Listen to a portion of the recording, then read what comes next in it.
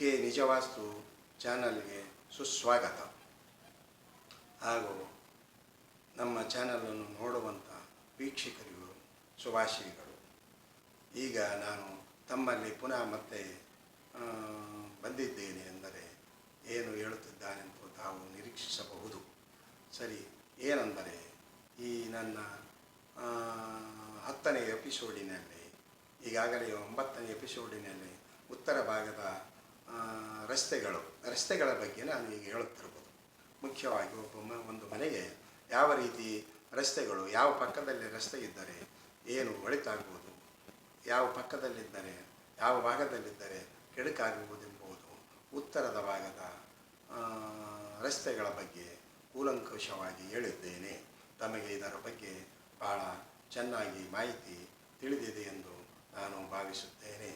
ಸರಿ, ಅದೇ ರೀತಿ ಹೀಗೆ ನಾನು ಮತ್ತೆ ಪುನಃ 10ನೇ ಎಪಿಸೋಡಿನಲ್ಲಿ ತಮ್ಮಲ್ಲಿ ಹೇಳುವುದೇನೆಂದರೆ ಪೂರ್ವ ಭಾಗದ ರಸ್ತೆಗಳ ಬಗ್ಗೆ.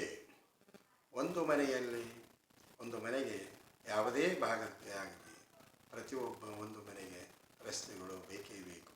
ಅದೇ ರೀತಿ ಆ ರಸ್ತೆ ಯಾವ ಭಾಗದಿಂದ ಬರುತ್ತಿದೆ ಎನ್ನುವುದು ಮುಖ್ಯ. ನಾವು ಪ್ರತಿನಿತ್ಯ ಯಾವುದೇ ಮನೆಯಿಂದ ಹೋಗಬೇಕಾದರೆ, ಯಾವುದೇ ಗ್ರಾಮಕ್ಕಾಗಲಿ ಊರಿಗೆ ಆಗಲಿ ಯಾವುದೇ ವಿಷಯಕ್ಕಾಗಲಿ ನಮ್ಮ ಮನೆಯಿಂದ ಹೊರ ನಡೆದಾಗ ನಾವು ಯಾವ ರಸ್ತೆಗೆ ನಡೆಯುತ್ತೇವೆ ಎನ್ನುವ ಬಗ್ಗೆ ತಮಗೆ ಮುಖ್ಯವಾಗಿ ತಿಳಿಸುತ್ತೇನೆ. ಸರಿ, ಪೂರ್ವ ಭಾಗದಲ್ಲಿ ಯಾವ ರಸ್ತೆಯು ಒಳ್ಳೆಯದಿರುತ್ತದೆ ಅಂತಂದರೆ, ಪೂರ್ವ ಭಾಗದಿಂದ ತಾವು ಮನೆಯನ್ನು ಬಿಟ್ಟು ತಮ್ಮ ಮುಖ್ಯ ದ್ವಾರದಿಂದ ಹೋಗುವ ಕಾಲಕ್ಕೆ ಎಡಭಾಗಕ್ಕೆ ಬರುವುದೇ ಅದು ಪೂರ್ವ ಈಶಾನ್ಯವೆಂದು ತಿಳಿಯಬೇಕು. ಮನೆಯಿಂದ ಎಡಭಾಗಕ್ಕೆ ಬರುವಂಥ ಪೂರ್ವ ಈಶಾನ್ಯ ದಾರಿ ಎಂದು ತಿಳಿದುಕೊಳ್ಳಬೇಕು. ಈ ಪೂರ್ವ ಈಶಾನ್ಯದ ದಾರಿಯಿಂದ ಏನು ಒಳಿತಾಗುತ್ತದೆ ಎಂದರೆ, ಅಲ್ಲಿ ವಾಸಿಸುವ ವ್ಯಕ್ತಿ, ಇಡೀ ಕುಟುಂಬವೆಲ್ಲ ಆ ಮನೆಯಲ್ಲಿ ಯಾರೇ ಇರಲಿ, ಒಂದು ಪಶುಗಳು ಇರಲಿ, ಒಂದು ಕಾರ್ಮಿಕರಿರಲಿ, ಶ್ರೀಮಂತ ಇರಲಿ, ಉದ್ಯೋಗಸ್ಥರಾಗಿರಲಿ, ಯಾರೇ ಇರಲಿ, ಸಕಲ ಐಶ್ವರ್ಯಗಳಿಂದ ತುಂಬಿ ತುಳುಕುತ್ತಿರುತ್ತವೆ. ಆ ಮನೆಯಲ್ಲಿ ವಾಸಿಸುವ ಯಜಮಾನನ ದುಡಿಮೆ, ಸಂಪಾದನೆ ಪ್ರತಿನಿತ್ಯದಿಂದ ಏರುತ್ತಾ ಹೋಗುತ್ತದೆ, ಕಡಿಮೆಯಾಗುವುದಿಲ್ಲ. ಆ ಮನೆಯಲ್ಲಿ ವಾಸಿಸುವ ಮಕ್ಕಳು ಪ್ರತಿನಿತ್ಯ ಉನ್ನತವಾದ ವಿದ್ಯಾಭ್ಯಾಸದಿಂದ ಪ್ರತಿ ವರ್ಷ ಉನ್ನತ ವಿದ್ಯಾಭ್ಯಾಸಕ್ಕೆ ಹೋಗುತ್ತಾರೆ. ಆ ಮನೆಯಲ್ಲಿ ಹುಟ್ಟಿದ ಮಗುವಾಗಲಿ, ಹೆಣ್ಣು ಮಗುವಾಗಲಿ, ಗಂಡು ಮಗುವಾಗಲಿ ಅತಿ ಚಾಣಕ್ಯವಂತರಾಗಿರುತ್ತಾರೆ. ಚಾಣಕ್ಯನ ರೀತಿಯ ಬುದ್ಧಿ ಇರುತ್ತದೆ. ಅದು ಆ ವಾಸಸ್ಥಾನದ ಮುಖ್ಯ ಮಹಿಮೆ. ಯಾವುದೇ ಆಗಲಿ ಉತ್ತರ ಪೂರ್ವ ಈಶಾನ್ಯದ ಬಾಗಿಲು ದಾರಿಯು ಇದ್ದರೆ ಆ ಮನೆಯು ಸಕಲ ಐಶ್ವರ್ಯಗಳಿಂದ ಕೂಡಿರುತ್ತದೆ. ಆ ಮನೆಯಲ್ಲಿ ತನ್ನ ಸಂತಾನವು ಅತ್ಯಂತ ಸಂಪದ್ಭರಿತವಾಗಿ ನಗುತ್ತಾ ಜೀವನ ಸಂತೋಷವಾಗಿ ಅವರ ಮನೆಗೆ ಬರುವಂಥ ಸೊಸೆಯಾಗಲಿ, ತಾವು ಕೊಟ್ಟಂಥ ಮಕ್ಕಳಾಗಲಿ, ಹೆಣ್ಣು ಮಕ್ಕಳಾಗಲಿ, ತಮ್ಮ ಮನೆಗೆ ನೆಂಟರಾಗಲಿ, ಪ್ರತಿಯೊಬ್ಬರು ಆ ಮನೆಯ ವ್ಯಕ್ತಿಯನ್ನು, ಮಕ್ಕಳನ್ನು, ಮಡದಿಯನ್ನು ಗೌರವದಿಂದ ಕಾಣುತ್ತಾರೆ. ಇದು ಬಹಳ ಕೂಲಂಕುಷವಾಗಿ ತಿಳಿದುಕೊಳ್ಳಬೇಕು. ಆ ಮನೆಯಲ್ಲಿ ವಾಸಿಸುವವರಿಗೆ ಯಾವುದೇ ಉನ್ನತವಾದ ಅಭಿವೃದ್ಧಿ ಮಾಡಬೇಕಂತಂದರೂ ಅವನಿಗೆ ಬೇಗ ಅಭಿವೃದ್ಧಿಯ ಬಗ್ಗೆ, ಒಂದು ವೇಳೆ ಯಾವುದೇ ಒಂದು ವಸ್ತುವನ್ನು ಖರೀದಿ ಮಾಡಬೇಕೆಂದರೆ ಒಳ್ಳೆಯ ವಸ್ತುವೇ ಸಿಗುತ್ತದೆ. ಉದಾಹರಣೆಗೆ ಒಂದು ಜಮೀನಾಗಿರಬಹುದು, ಒಂದು ಫ್ಯಾಕ್ಟ್ರಿ ಆಗಿರಬಹುದು, ಒಂದು ಉದ್ಯೋಗವಾಗಿರಬಹುದು, ಒಂದು ಸರ್ಕಾರಿ ಉದ್ಯೋಗವಾಗಿರಬಹುದು. ಆ ಮನೆಯಲ್ಲಿ ವಾಸಿಸುವ ವ್ಯಕ್ತಿಗೆ ಸರ್ಕಾರಿ ಉದ್ಯೋಗ ಆಶಿಸಿದರೆ ಅವನಿಗೆ ಬೇಗ ಸರ್ಕಾರ ಉದ್ಯೋಗವು ಸಿಗುತ್ತದೆ.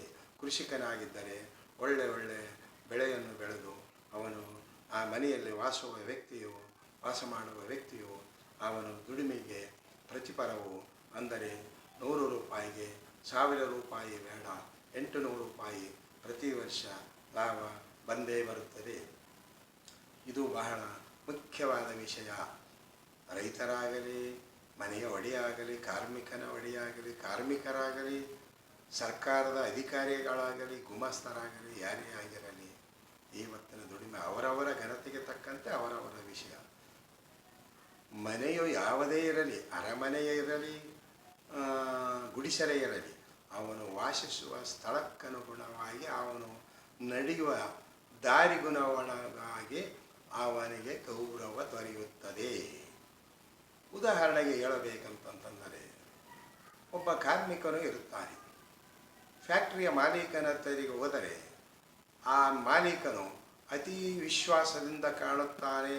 ಈ ಕಾರ್ಮಿಕನನ್ನು ನೂರಾರು ಕಾರ್ಮಿಕರಲ್ಲಿ ಈತನನ್ನು ಗುರಿಸುತ್ತಾನೆ, ಈತನನ್ನು ನಂಬಿಕೆ ಮಾಡುತ್ತಾನೆ, ಈತನ ಮೇಲೆ ಭರವಸವಿಡುತ್ತಾನೆ, ಈತನ ಮೇಲೆ ಎಲ್ಲ ಆಯವಾಯ ದಿನ ಪ್ರತಿನಿತ್ಯದ ಹಣಕಾಸಿನ ವ್ಯವಹಾರ ಬಗ್ಗೆ ಮಾಲೀಕನು ನಂಬಿಕೆ ಇಟ್ಟು ಈತನ ಮೇಲೆ ಎಲ್ಲ ಇನ್ವೆಸ್ಟ್ಮೆಂಟ್ ಮಾಡಲಿಕ್ಕೆ ಪೂರ ಜವಾಬ್ದಾರಿಯನ್ನು ಒಪ್ಪಿಸುತ್ತೇನೆ.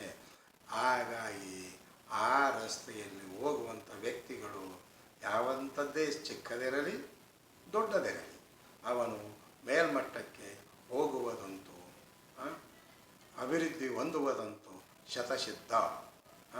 ಆ ಮನೆಯಲ್ಲಿ ವಾಸಿಸುವಂಥ ವ್ಯಕ್ತಿಗೆ ಅವನಿಗೆ ಪ್ರತಿನಿತ್ಯ ನಡಿಗೆ ದಾರಿ ಇರುವುದರಿಂದ ಅವನಿಗೆ ಒಳ್ಳೆಯ ಬುದ್ಧಿಗಳು ದೊರೆಯುತ್ತದೆ. ಅವನು ಒಳ್ಳೆಯ ಬುದ್ಧಿ ಇದ್ದರೆ ಒಬ್ಬ ವ್ಯಕ್ತಿಯಲ್ಲಿ ಕಾರ್ಮಿಕನ ಮಾಲೀಕನಲ್ಲಿ ಆಗಲಿ, ಯಾವುದೇ ಅಂಗಡಿಯ ಮಾಲೀಕನಾಗಲಿ, ಯಾವುದೇ ಹೋಟೆಲ್ ಉದ್ಯಮದ ಮಾಲೀಕನಾಗಲಿ, ಇವನು ಕಾರ್ಮಿಕನಾಗಿರಲಿ ಅಥವಾ ಆತನೇ ಮಾಲೀಕನಾಗಿರಲಿ, ಅವನಿಗೆ ಪ್ರತಿನಿತ್ಯ ಎಲ್ಲರೂ ಅವನನ್ನು ವಿಶ್ವಾಸದಿಂದ ಕಾಣುತ್ತಾರೆ. ಸರಿ, ಕೇವಲ ಕಾರ್ಮಿಕನ ಬಗ್ಗೆ ನಾನು ಹೇಳಿದೆನೆಂದು ತಪ್ಪು ತಿಳಿದುಕೊಳ್ಳಬೇಡಿ. ಈ ಫ್ಯಾಕ್ಟ್ರಿಯ ಮಾಲೀಕನಾಗಿರಬಹುದು. ಅವನ ಫ್ಯಾಕ್ಟ್ರಿಯ ಮಾಲೀಕನು ಪ್ರತಿನಿತ್ಯ ಪೂರ್ವ ಈಶಾನ್ಯದ ನಡಿಗೆ ದಾರಿಗೆ ಇತ್ತು ಅಂತಂತಂದರೆ ಅಲ್ಲಿ ತಾನು ಒಂದು ತನ್ನ ಆಫೀಸಿನಲ್ಲಿ ಕುಳಿತುಕೊಂಡಾಗ ತನ್ನ ಕಾರ್ಖಾನೆಯಲ್ಲಿ ಇರುವಂಥ ಕಾರ್ಮಿಕರು ತನ್ನನ್ನು ಅತ್ಯಂತ ಗೌರವದಿಂದ ನೋಡುತ್ತಾರೆ. ತಾನು ಹೇಳುವುದಂಥ ವಾಕ್ಯ ವೇದವಾಕ್ಯವಿರುತ್ತದೆ. ತಾನು ತಿಳಿಸುವಂಥ ಕೆಲಸವು ಸಂಪೂರ್ಣವಾಗಿ ಮಾಡಿ ತೋರಿಸುತ್ತಾರೆ. ಒಬ್ಬ ಕಾರ್ಮಿಕ, ಒಬ್ಬ ಮಾಲೀಕ, ಫ್ಯಾಕ್ಟ್ರಿಯ ಮಾಲೀಕನಿಗೆ ಏನು ಬೇಕು, ಅಲ್ಲಿ ತನ್ನ ಹತ್ತಿರ ಇರುವಂಥ